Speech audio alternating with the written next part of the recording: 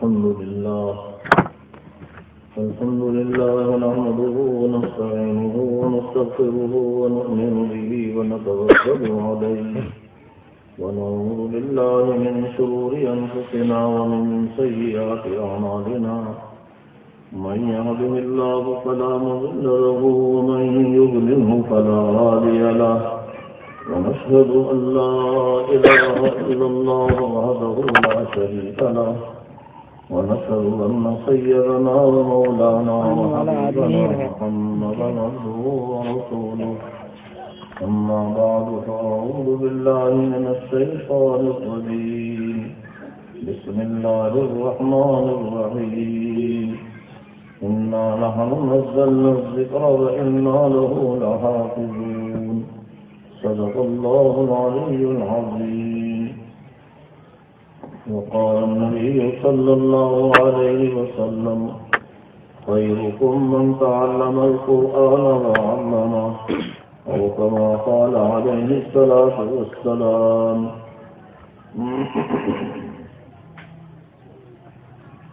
معزز سامعین کرام، قرآن پاک کی عظمت کے سلسلے میں یہ آپ کا اجلاس ہو رہا ہے. قرآن پاک کی ایک مختصر سی آیت مبارکہ آپ کے سامنے اس وقت تلاوت کی، اسی سے متعلق کچھ عرض کرنے کا ارادہ ہے. اللہ تعالیٰ صحیح بات کہنے اور عمل کرنے کی توفیق عطا فرمائے. اللہ تعالیٰ نے اس آیت مبارکہ میں ارشاد فرمایا ہے کہ بے شک ذکر یعنی قرآن پاک کو ہم نے نازل کیا ہے اور ہم ہی اس کی حفاظت کرنے والے ہیں، ہم ہی اس کے محافظ ہیں. قرآن پاک کی حفاظت کا وعدہ اللہ تعالیٰ نے فرمایا. اب سے پہلے آسمانی کتابیں نازل ہوئیں لیکن ان کی حفاظت کا وعدہ اللہ تعالیٰ کی طرف سے نہیں تھا، اس لیے کہ وہ کتابیں ہمیشہ رہنے کے لیے نہیں تھیں، ایک وقتی زمانے کے واسطے تھیں، اس لیے ان کی حفاظت کا وعدہ اللہ کی طرف سے نہیں تھا. اور یہی وجہ ہے کہ ان کتابوں میں آج کوئی کتاب بھی اصلی حالت میں محفوظ نہیں. یہ قرآن پاک ہمیشہ کے لیے ہے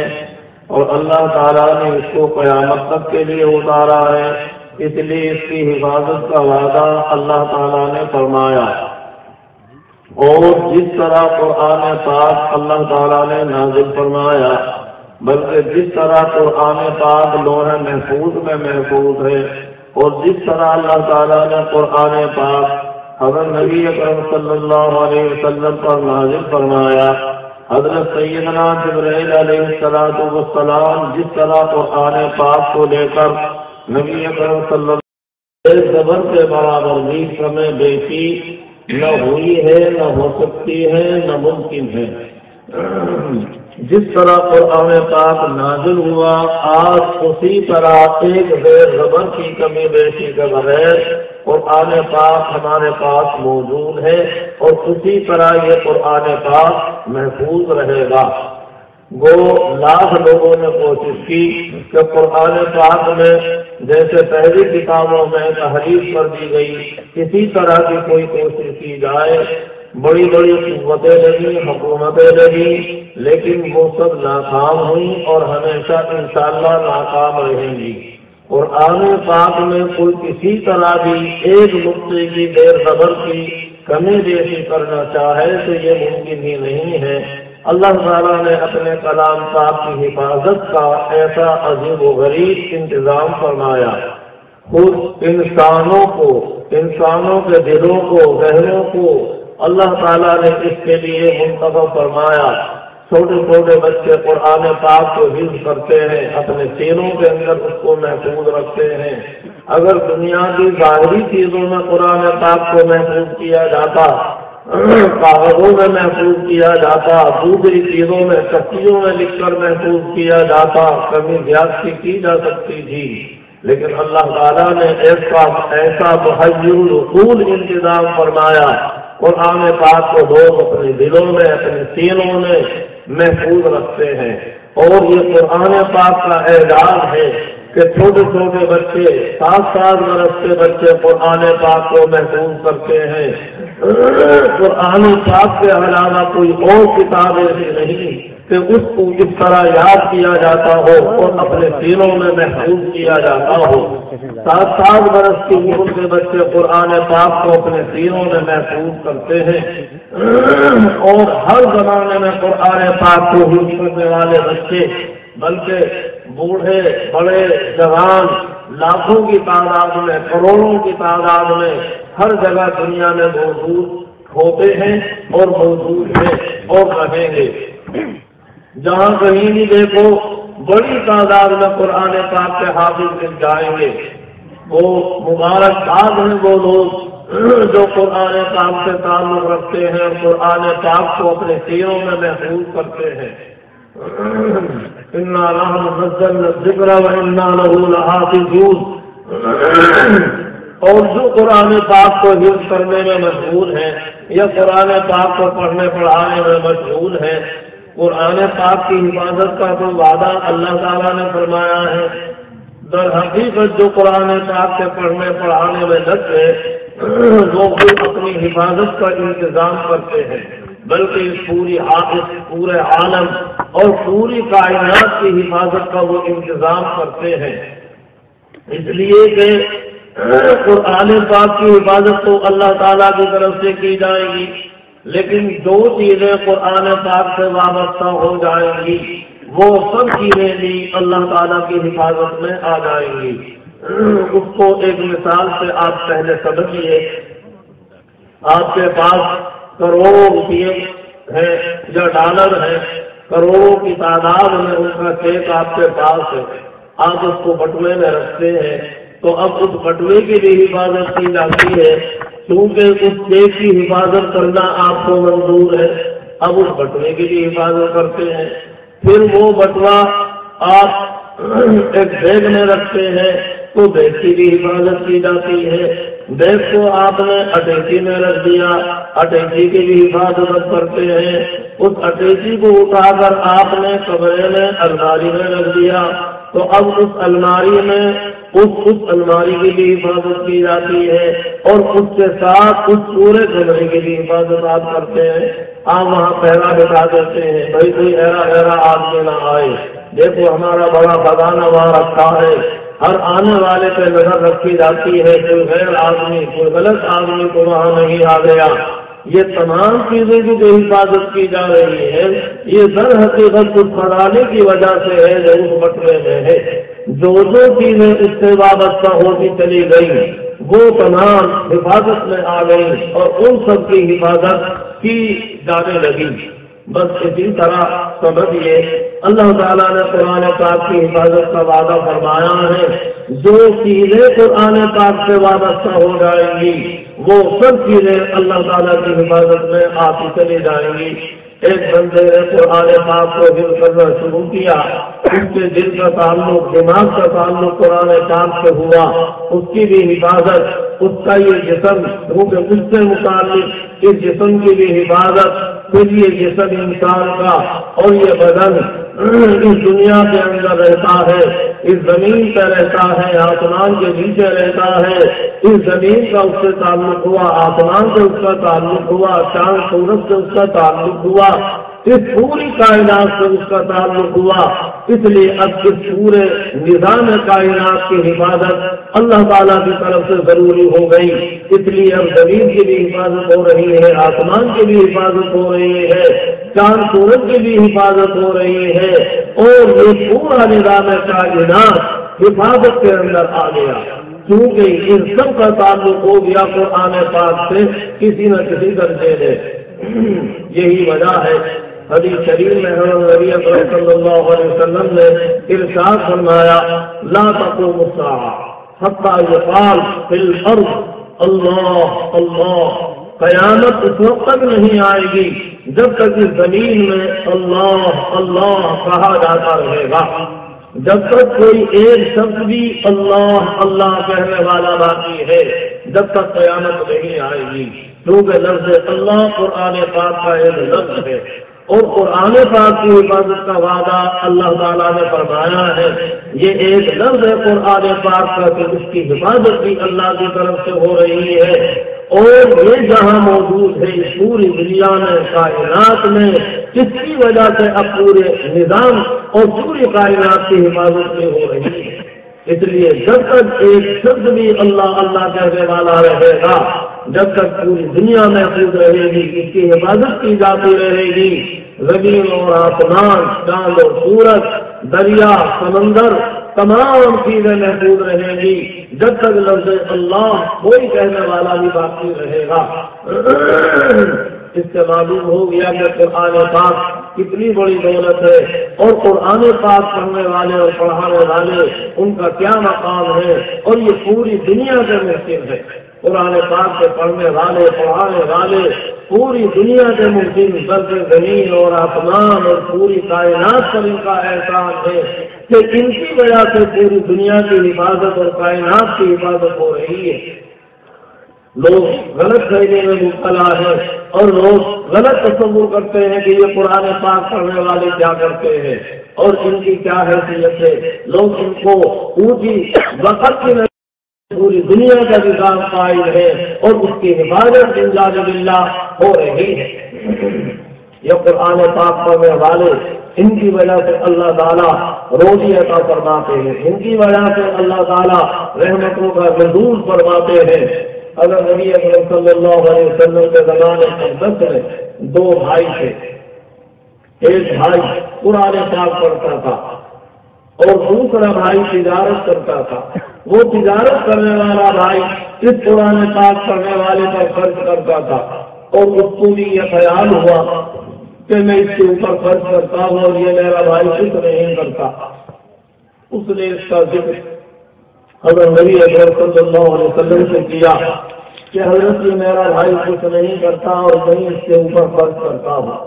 حضرت نبی اکرم صلی اللہ علیہ وسلم نے جواب عنایت فرمایا اور عظیم جواب عنایت فرمایا. ارشاد فرمایا لعلک بہ ترزق، تو نے یہ کیسے سمجھ لیا کہ میں اس کے اوپر خرچ کرتا ہوں؟ تجھے کیا معلوم اس کی وجہ سے تجھے بھی رزق ملتا ہے. اللہ تعالیٰ اس کی وجہ سے تجھے بھی رزق دے رہا ہے. اس سے معلوم ہو گیا کہ قرآن پاک والوں پڑھنے والوں کی وجہ سے، پڑھانے والوں کی وجہ سے دنیا جہان والوں کو رزق دیا جاتا ہے. اللہ کی طرف سے رحمتوں کا نزول ہوتا ہے قرآن پاک پڑھنے اور پڑھانے والوں کی وجہ سے. ہم نے قرآن پاک کو حقیقت میں سمجھا نہیں کہ یہ قرآن پاک کتنی بڑی دولت ہے. قرآن پاک پڑھنے پڑھانے والوں کا پوری دنیا پر کس طرح احسان اور زبردست احسان ہے. قرآن پاک پڑھنے والے پڑھانے والے ہم ان کے مقام کو اگر جاننا چاہیں تو بلکہ کو ان کا مقام کیا ہے. حدیث شریف میں آیا ہے یہ قرآن پاک پڑھنے والے بچے،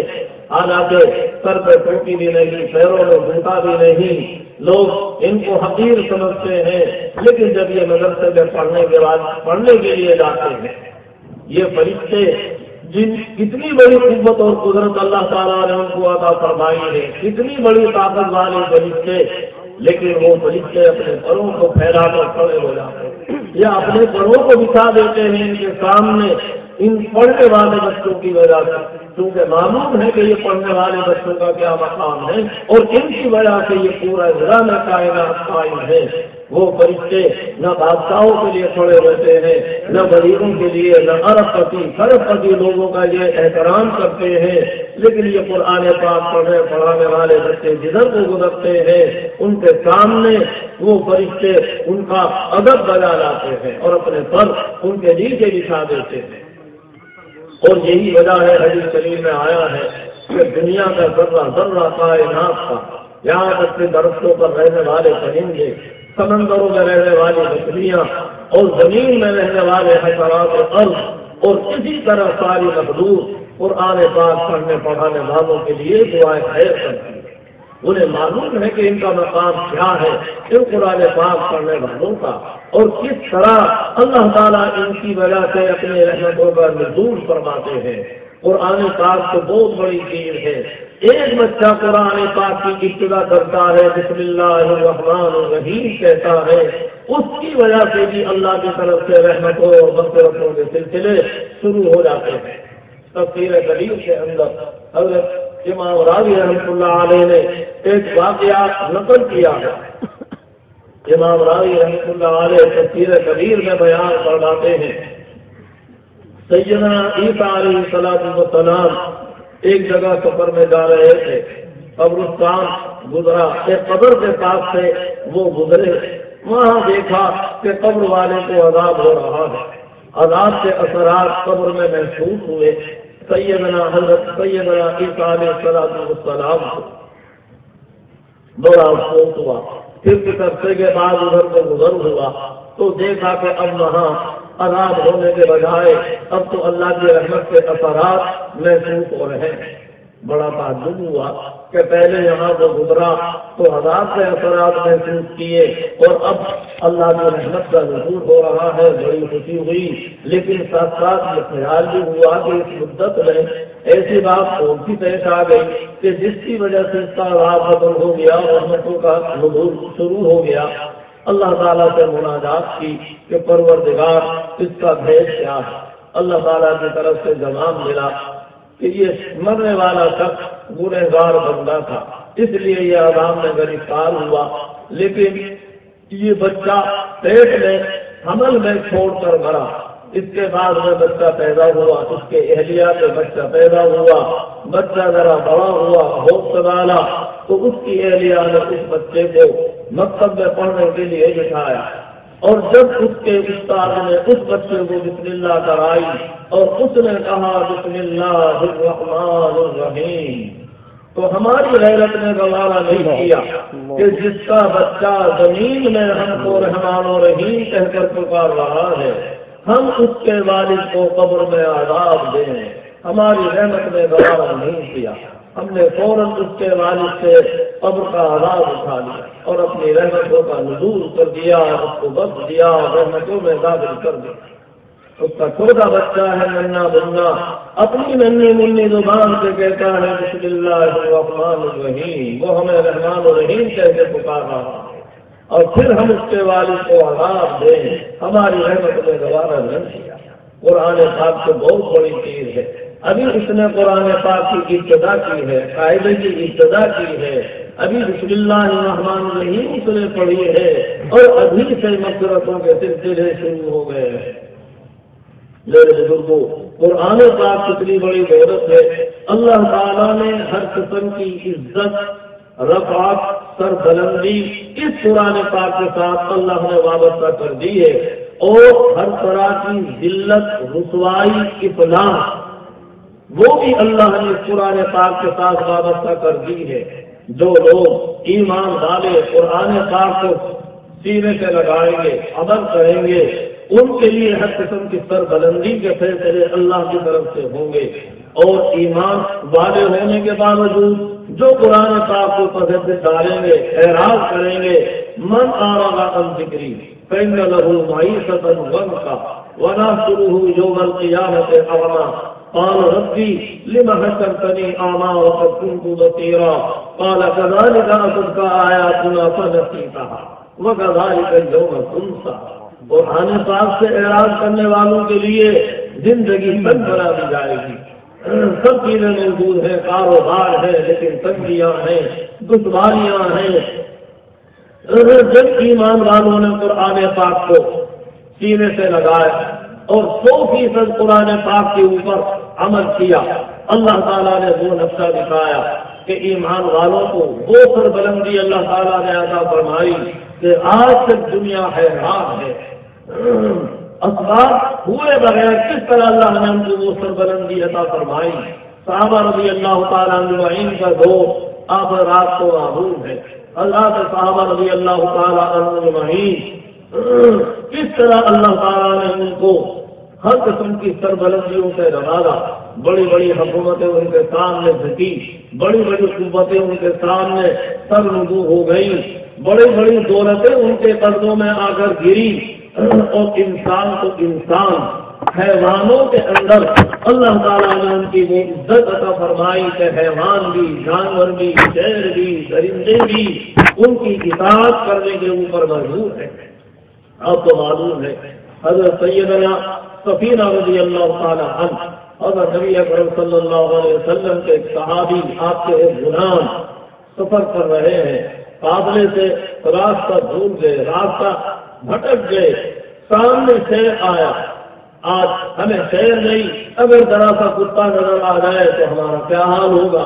لیکن وہ حضرات اللہ کے سچے مطیع فرما بردار، قرآن پاک پر ان کا 100% عمل، اس لیے ان کو پورا یقین ہے کہ اللہ کی طرف سے ہماری حفاظت ہوگی۔ ہم تو اللہ کے مطیع اور فرما بردار ہیں، کوئی ہمیں تکلیف نہیں پہنچا سکتا۔ شیر کو آواز دیتے ہیں اور وہ شیر دم ہلاتا ہوا سامنے آ کر کھڑا ہو جاتا ہے۔ حضرت سفینہ رضی اللہ تعالیٰ عنہ اپنا تعارف کراتے ہیں، میں رسول اکرم صلی اللہ علیہ وسلم کا غلام ہوں، راستہ بھول گیا ہوں، مجھے راستہ بتا۔ وہ یہ سننے کے بعد شیر آگے آگے ایک سلسلے چل دیتا ہے اور یہ پیچھے پیچھے چلتے ہیں، چلتے جب سامنے قافلہ نظر آ جاتا ہے تو اس کی طرف اشارہ کر کے قافلے کی طرف وہ شیر رخصت ہو جاتا ہے۔ کبھی ایسا بھی تھا کہ شیر بھی آپ کی اطاعت اور فرما برداری کرتے تھے جب ہمارا 100% قرآن پاک پر عمل تھا۔ آپ کو معلوم ہے سیدنا حضرت عمرو بن عاص رضی اللہ تعالی عنہ مصر کے کافر، اور جب انہوں نے مصر کو فتح کیا وہاں انہیں معلوم ہوا کہ یہاں یہ دریائے نیل کی حالت یہ ہے کہ سال بھر میں ایک مرتبہ اس میں ایک جوان لڑکی کی بھیڑ دی جاتی ہے، اس کو سجا کر اور اچھی طرح زیورات سے آراستہ کر کے دریا میں ڈالا جاتا ہے، اسے ذبح کیا جاتا ہے، اس کے بعد یہ دریا چلتا ہے، ورنہ یہ دریا نہیں چلتا۔ اب یہ صورت حال اگر ہم ایسا کریں تو یہ جہالت کا طریقہ بھی اسلام کے بعد اختیار نہیں کیا جا سکتا،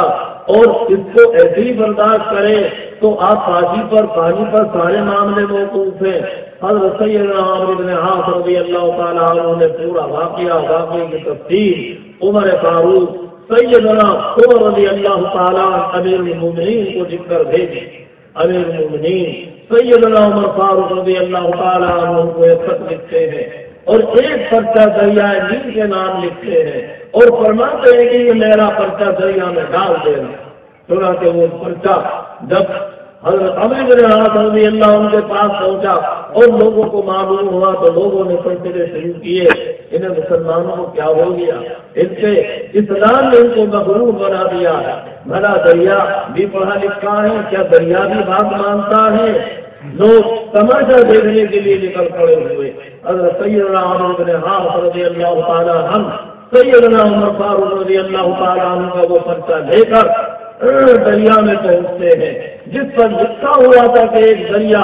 اگر تو اپنی طرف سے چلتا تھا ہے تیری کوئی پرواہ نہیں، اور اگر تو اللہ کے حکم سے چلتا ہے تو میں حکم دیتا ہوں کہ تو چل۔ وہ پرچہ دریا کے اندر ڈالنا تھا،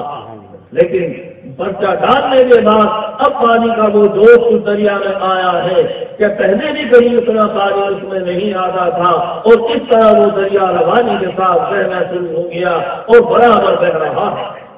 جب مسلمان پورے طور پر اللہ کے مطیع اور فرما بردار تھے، قرآن پاک پر ان کا 100% عمل تھا، ہر چیز ان کی اطاعت اور فرما برداری کرتی تھی۔ مسلمانوں کا لشکر، اسلامی لشکر شہروں کو ملکوں کو فتح کرتا ہوا افریقہ کے میدان میں پہنچتا، اور افریقہ کے میدان اور وہاں کے جنگلات موذی جانوروں کے لیے آج بھی مشہور ہے، کیسے کیسے موذی اور سب جانور وہاں رہتے ہیں۔ اسلامی لشکر انہوں نے آپس میں مشورہ کیا اور ایک جنگل میں اسلامی چھاؤنی قائم کرنے کا فیصلہ کیا کہ ہمیں یہاں اسلامی چھاؤنی قائم کرنی ہے۔ جب لوگوں کو معلوم ہوا پھر وہ تبصرے شروع ہوئے، انہیں مسلمانوں کو کیا ہو گیا، ایسے موذی جانور اور یہاں یہ اسلامی چھاؤنی قائم کریں گے، یہ جانور کسی زندہ چھوڑیں گے؟ مسلمانوں کے سپہ سالار وہاں چلے ہیں، کچھ لوگ ساتھ میں چلے اور لوگ تماشا دیکھنے کے لیے نکل پڑے ہوئے۔ سپہ سالار نے وہاں ان کے ٹیلے پر کھڑے ہو کر وہاں کے جنگلات میں رہنے والے جانوروں کو اور موگی درندوں کو آواز دی کہ ہم غلامان محمد ہیں، اگر محمد صلی اللہ علیہ وسلم کے غلام ہیں، اور ہم نے یہاں چھاؤنی قائم کرنے کا ارادہ کیا ہے، اس لیے ہم حکم دیتے ہیں کہ یہاں رہنے والے جتنے جانور ہیں، درندے ہیں، وہ یہ جگہ خالی کر دیں اور یہاں سے نکل کر چلے جائیں۔ اور دیکھو اگر اس کے بعد ہم نے کسی کو یہاں دیکھا تو ہم قتل کر ڈالیں گے۔ بس یہ آواز تھی، یا اس میں کیا قوت تھی، کیا بجلی تھی، بجلی کا کڑکا تھا کہ اس آواز کے بعد میں وہاں سے وہ جانور شیر اور بھیڑیے مودی درندے اس طرح وہاں سے نکل کر بھاگے ہیں اپنے بچوں کو لے کر کہ جیسے کوئی بہت بڑی قوت ان کو وہاں سے نکال رہی ہو، اور دیکھتے ہی دیکھتے پورا میدان صاف ہو گیا۔ یہ وہ حقائق ہے کہ محض ایسے ہی کوئی افسانے نہیں ہے، اور یہ تاریخی حقائق ہے، اور یہ سیدھے ایمان والوں کے لیے اللہ تعالیٰ نے لوگ اپنی قوت سے ان جانوروں کو، ان چیزوں کو مسخر اللہ تعالیٰ نے کر کے دکھایا ہے۔ تم اللہ کی اطاعت اور فرما برداری کرو، قرآن پاک کو سینے سے لگاؤ، 100% قرآن پاک پر عمل کرو، پھر دیکھو مخلوق تمہاری کس طرح اطاعت اور فرما برداری کی ہے۔ یہ تو صحابہ رضی اللہ تعالیٰ عنہ کے حالات، لیکن بعد میں بھی لوگوں نے اس طرح کی چیزیں دیکھی ہیں کہ مخلوق نے ان کی کس طرح اطاعت اور فرما برداری کی ہے۔ حضرت شیخ سعدی علیہ الرحمہ خود اپنے زمانے کا واقعہ بیان فرماتے ہیں، ایک بزرگ سے ملاقات کے لیے ایک جگہ پہنچے تھے، بستی میں معلوم ہوا وہ ابھی جنگل میں گئے ہیں، باہر تشریف لاتے ہوں گے، ملاقات کے لیے سوچا کہ جنگل میں ملاقات کر لیں گے۔ دیکھا وہ ایک شیر کے اوپر سوار آ رہے ہیں اور لکڑیوں کا ایک گٹھا بھی اس کے اوپر رکھ رکھا ہے۔ جب وہ آئے ملاقات ہوئی تو ظاہر ہے کہ تعجب کی تو بات تھی، تعجب تو ہونا تھا، اس لیے انہوں نے کہا بزرگ نے کہ صاحبی کیا تم کو اس سے تعجب ہو رہا ہے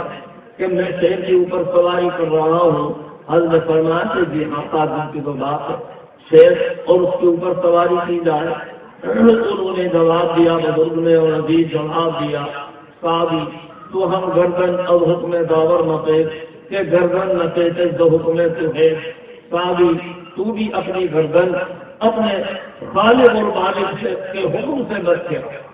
تاکہ کوئی مخلوق پھر تمہاری اطاعت سے گردن نہ پھیرائے، تم اپنے خالق اور مالک کے پتے سچے مٹی اور فرما بردار بن جاؤ، پھر دیکھو مخلوق تمہاری کس طرح اطاعت اور فرما برداری کرتی ہے۔ تو جب مسلمانوں کا 100% اس قرآن پاک پر عمل تھا اور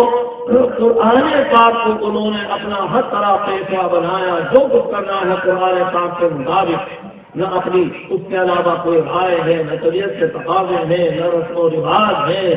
اللہ تعالیٰ نے ان کی وہ مدد فرمائی، اور اللہ تعالیٰ نے دنیا جہان والوں نے وہ محبت اور عظمت عطا فرمائی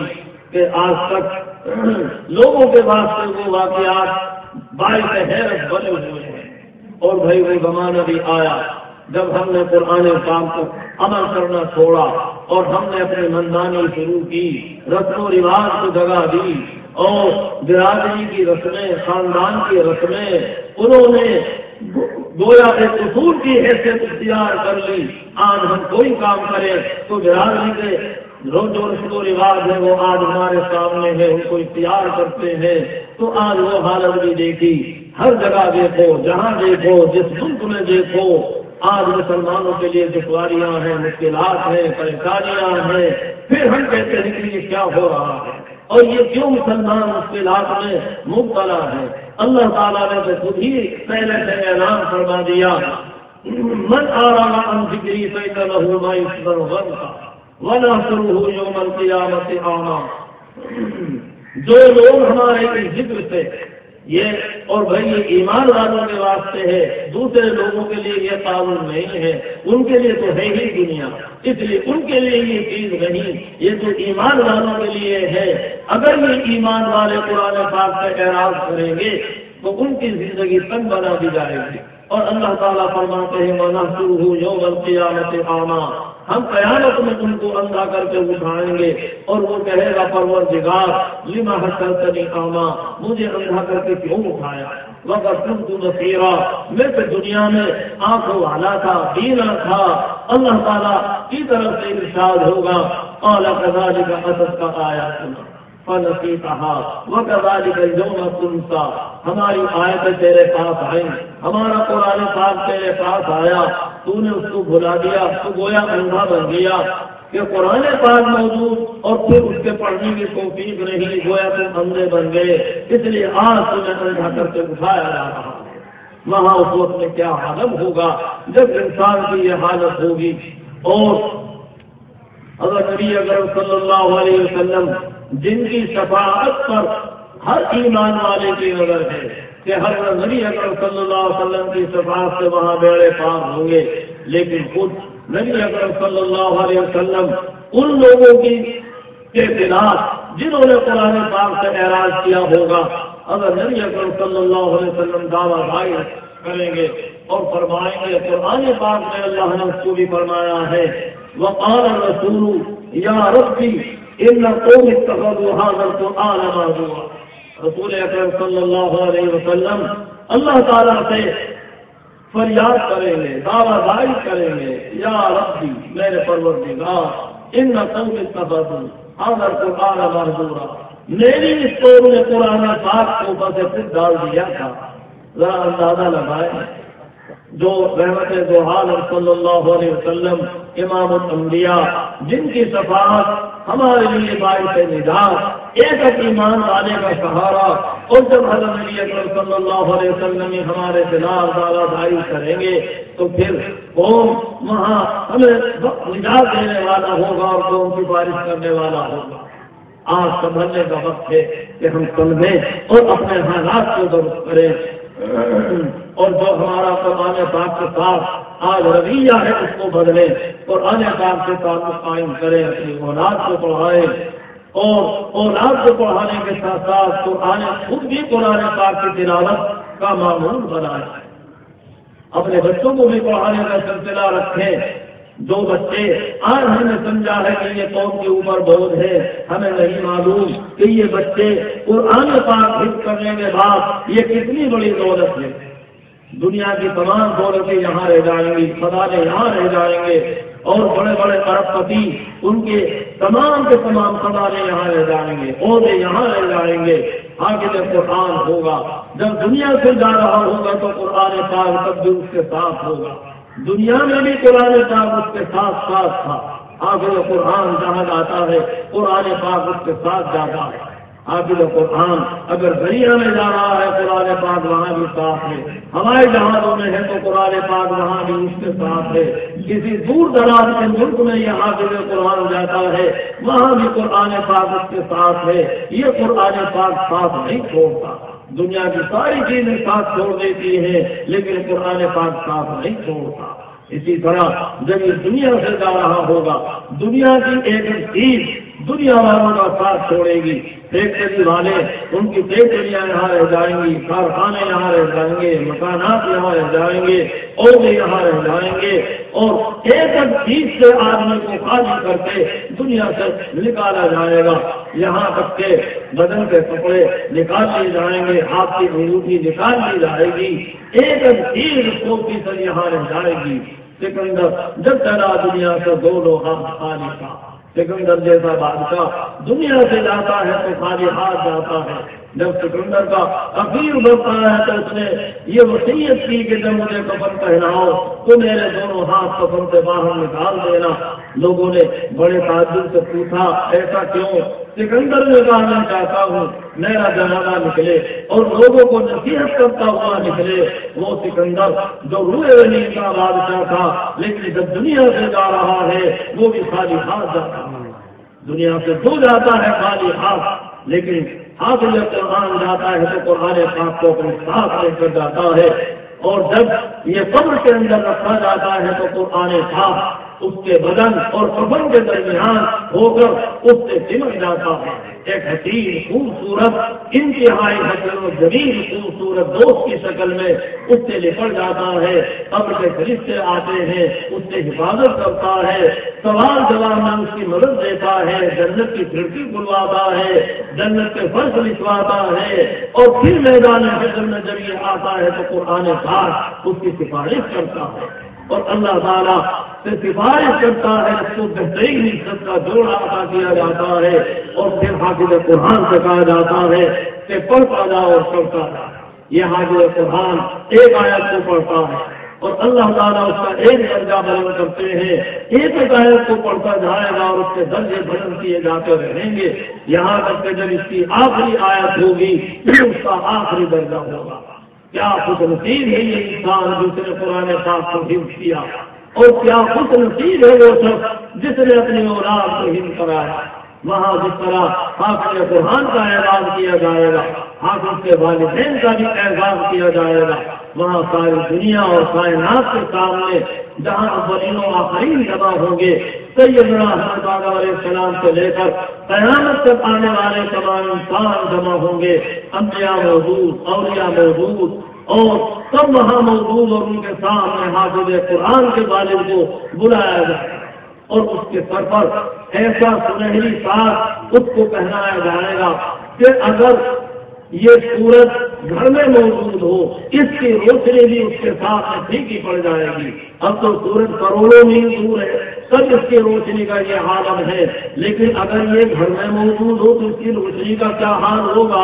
اس کی روشنی بھی پھیکی پڑ جائے گی۔ اس تاج کے سامنے جو حافظ کے والدین کو پہنایا جائے گا، وہاں دیکھ کر دنیا میں جو ارب پتی تھے، کھرب پتی تھے، اور بادشاہ تھے، وزراء تھے، اور جنہوں نے قرآن پاک کی طرف توجہ نہیں کی، وہاں خون کے آنسو ہوئیں گے، کاش ہم اپنی اولاد کو حفظ کراتے، آج ہم کو یہ عزت ملتی، لیکن وہاں افسوس کرنے سے کچھ حاصل نہیں ہوگا، اور وہاں اللہ تعالیٰ حافظ کے خاندان والوں کو بھی نوازیں گے۔ حافظ سے کہا جائے گا تیرے خاندان کے وہ 10 آدمی جو اپنی بدعمالیوں کی وجہ سے جہنم میں چلے گئے اور جہنم کے مستحق ہو گئے، تو وہ سفارش کرے گا، اور ان 10 آدمیوں کو جہنم سے نکال کر اس حافظ قرآن کی وجہ سے ان کو جنت میں داخل کیا جائے گا۔ وہاں لوگ تمنا کریں گے کہ کاش ہمارے خاندان ہی میں کوئی حافظ ہوتا۔ آج ہم نے قرآن پاک کی طرف توجہ نہیں دی اور قرآن پاک کا حق ادا نہیں کیا جیسے قرآن پاک کا حق تھا۔ آج قرآن پاک ہم سے فریاد کر رہا ہے، ہمارے گھروں میں موجود ہے، ہمیں تلاوت کا موقع نہیں۔ آج گھروں میں معلوم نہیں کیا کیا خرافات ہوتی ہے اور تلاوت کا موقع نہیں ہے۔ آج برادری کے اصول ہے، خاندان کے اصول ہے، اور عمل نہیں ہے تو قرآن پاک کے اوپر نہیں ہے۔ میرے بزرگوں، ہر درجے سوچ کی بات ہے، اور مبارک ہے وہ حضرات جو قرآن پاک کو سینے سے لگاتے ہیں، قرآن پاک کی تلاوت کرنے کا خود بھی معمول بناتے ہیں، اپنی اولاد کو بھی پڑھاتے ہیں۔ ایسے خوش نصیب اب کے زمانے میں موجود ہیں، کتنے لاکھوں لوگ ہیں، کروڑوں لوگ ہیں جو اپنے بچوں کو قرآن پاک حفظ کرا رہے ہیں، لوگ کر رہے ہیں، اور خوش نصیب ہیں وہ